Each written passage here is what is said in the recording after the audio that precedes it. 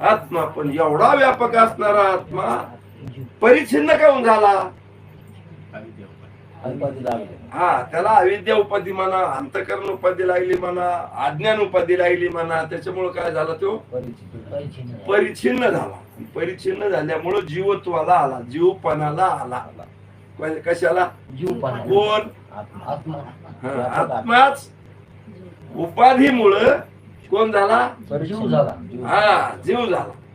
आणि आपण आता ते विचार करीत करीत करीत आता आत्मस्थिती पर्यंत आलो. कशा कशात विचार केला आपण? बरोबर, स्थूल देहाचा विचार केला. तिथं पाहिलं तपासून तर तिथं स्थूल देहावर वेगळाच निघाला. कोण? विचार करून पाहिलं ना आपण, हे की नाही? तिथं एकत्रित वाटत होतं ना, चित आणि जड. तिथं गाठ दिसली आपल्याला. कशाची? त्याला शास्त्रात चित